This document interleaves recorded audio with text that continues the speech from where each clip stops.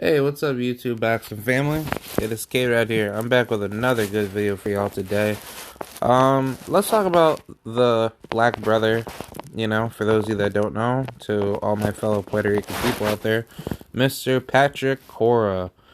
Um, I just figured that give a little chat about him, try to see what's going on with his career. He hasn't been in the ring for quite a long time, but I've been hearing some rumors that he should be fighting March 24th in a 6 round bout. So hopefully, it's probably someone credible, but I wouldn't expect him to not be in the ring for that, for that long, and try to fight some killer, in his first comeback fight. So I assume Patrick, he's gonna probably fight somebody, good. But I hope he does fight someone good, because I really do believe in his skills and talents to become a world championship level fighter. And he's not that far, away from one.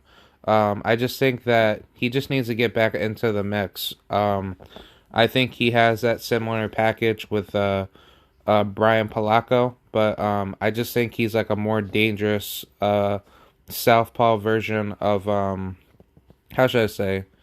He's like a Erickson Lubin, but he's mixed with a Ronald Winky Wright. And the reason why that I say that is because Patrick Cora, he's a really good pure boxer puncher southpaw, and you don't get too many of those, especially at bigger weights. Usually there's like different types of southpaws that I usually see. And even though that I box myself, I don't know everything within a fight, but I do know the technical aspects of how certain people fight. And when I do see southpaws fight, we tend to have different type of styles coming into a southpaw stance. See, now for orthodox people, I don't really care so much, because I don't really look at orthodox fighters. But whenever I have to, like, be in the position of trying to spar one, in which it's easy for me to like understand how to fight an orthodox, I'd say, like, when I'm in there with like a southpaw, it's like, okay, now I have to be a little bit more careful, over engaging on my shots, because southpaws tend to hit at the same moment, and we tend to have at the same angles coming in. So when you fight someone that has like the same stance as you, you have to, make sure that your spacing is right, so that way you're able to, catch those reads on time, so that way you're not putting yourself in a bad position to lose. But in Patrick's case, he doesn't really care about that. He's a really, really, really good technical fighter. Has, a good standard amount of power, I would say. He did get his most recent knockout over a undefeated fighter. That was back in 2019. I don't know how old he is. I want to say he's like 23 years old. But if I'm not mistaken, like last time, that I ever checked him out, he was supposed to fight Leishon Rodriguez in the past, and I don't know what happened, but I guess he just wasn't, focused, or something like that, and maybe that fight fell off, and I'm not too sure. But here he is. He is 22 years old, and he has his fight, hopefully, that should come up. He was supposed to fight back in January of 2021. Don't know what happened with that. But yeah, he's supposed to come back March 24th or 22nd. No. Yeah, March 24th. So I'm definitely looking forward to that. I really hope Patrick beats the living crap out of this opponent. I don't know who the hell he's gonna fight, but I really hope he could just go in there and just start, whipping people, because I think like where he's at right now, 154 is mega stacked, and looking at the state of the division, I do think Patrick, he's going to become a top killer in this division.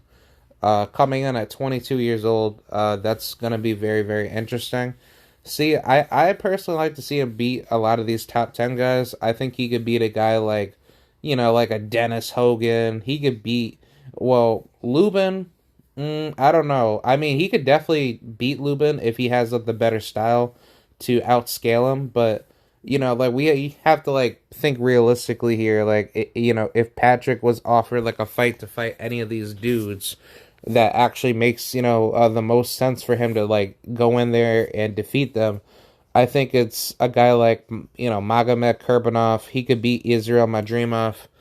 He could definitely be, Michael Soro. I think Michael Soro's a, good, easy matchup for him. And I don't think Michael Soro is like the same fighter that he once was, and he's starting to regress. So I think Cora, he could easily just walk right up in there and just literally upset the apple cart.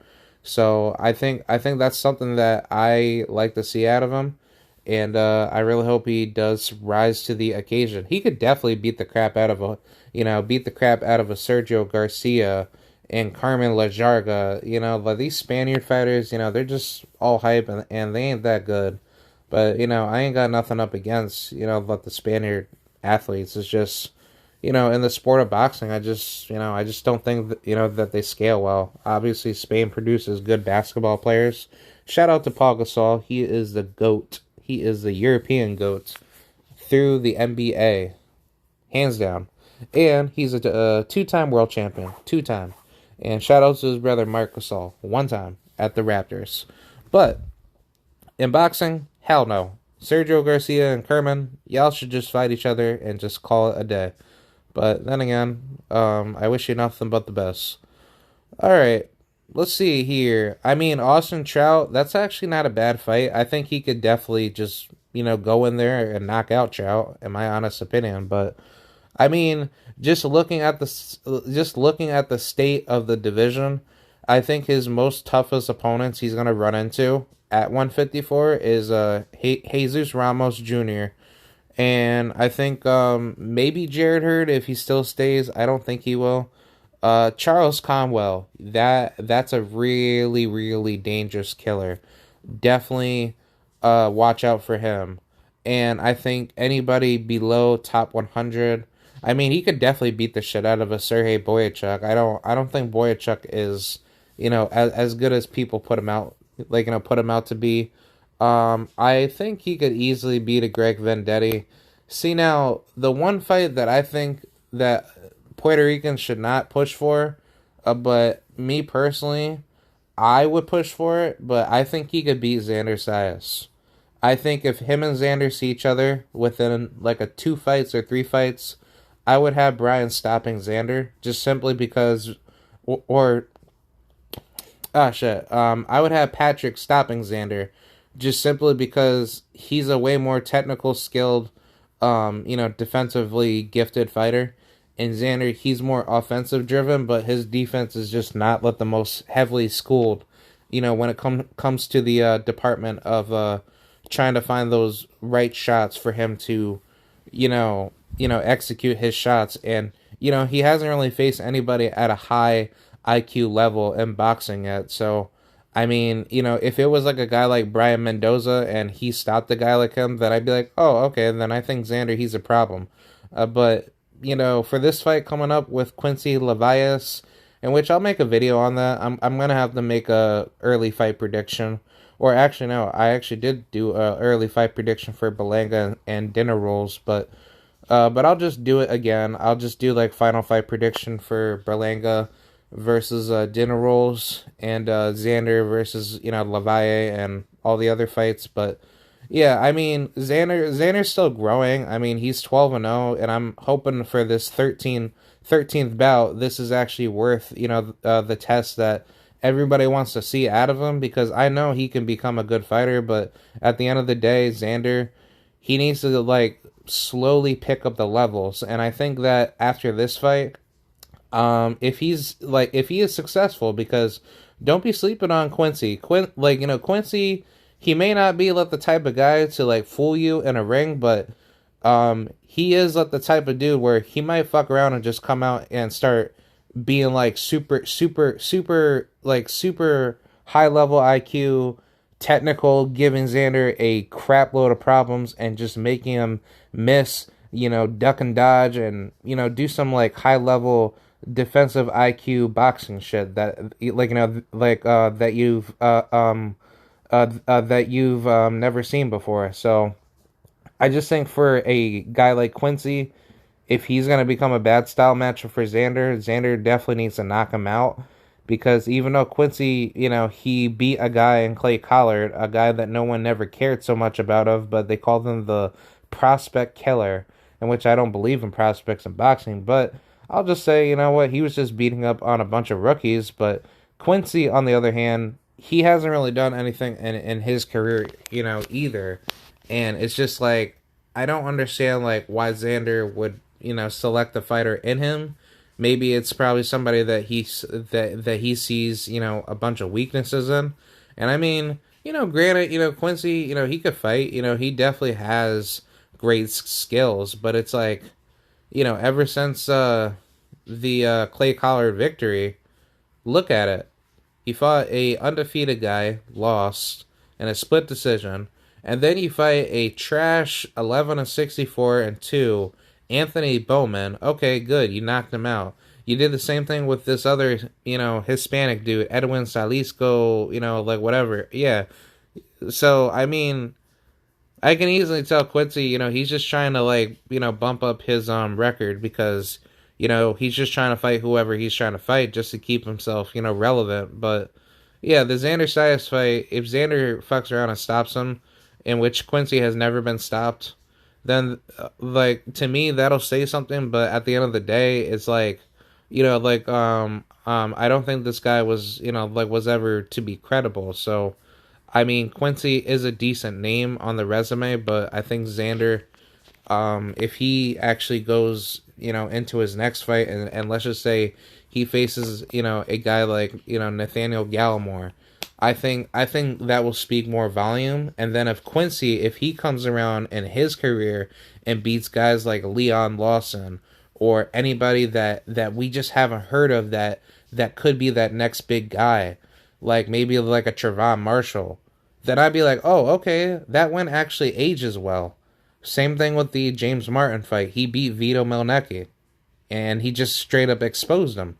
That speaks a lot of volume. So having those, high class victories, especially high level rookie victories, that helps you grow as a fighter. And then the more tougher fights that you fight, those wins are going to age well into other fights where those fighters could possibly beat high level opposition names. So I definitely give Xander some credit, but obviously with his last bout against Alessio Mastrunizo, I personally didn't like that. I thought he should have fought someone far more credible. He shouldn't have fought a European dude that had no business to be in the ring with him. And if you just take a look at his recent fights, he's been fighting guys with losing records. So I don't ever want to see that again from Xander, because I think that was really stupid for whoever was pushing for that particular fight. But I'm hoping for this Quincy fight, if he fucks around and stops him, in which this is Xander's very first 8-rounder, by the way. So you mean to tell me in your 13th professional fight you're gonna fight an 8-rounder? I don't like that. I think Xander needs to push it up to 10-rounders. I think after this fight, let's just see how a 10-rounder would scale, and then if he's not ready, then go back to a couple 8-rounders, and then then do 10-rounders. But I mean, this fight should be a very good fight. I think personally, for a fight of this magnitude, it should be a 10-rounder, just simply because that Xander already has 13 fights totaled heading into this fight, and I think after this fight, this should definitely pose a much bigger challenge for the near future. And I think that challenge should be somebody like a guy like Nathaniel Gallimore or anybody in the top 100 at a BoxRec. I personally would like to see a Brian Mendoza fight, or a Leon Lawson fight, a Devin Alexander fight, a Damian Sosa fight. I'd like to see who else?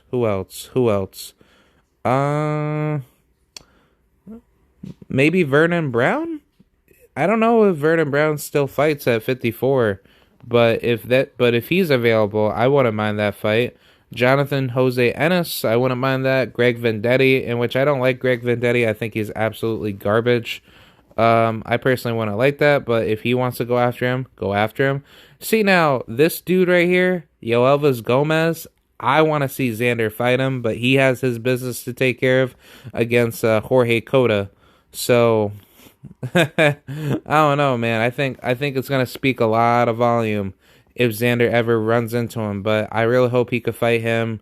And I say anybody below that that's still on the come up, yeah, fight him. I mean, I think Xander has a lot of skills, and I think he's well on his way. But he just needs to just keep developing. So uh, yeah, that's pretty much it for Xander. But for my boy Patrick Cora, he has plenty of opposition here. I wouldn't mind a fight with Enrico Goku Kika, but I don't think he fights at 54. I think he's gonna stay at 140. Definitely try to run that back with Kent Cruz.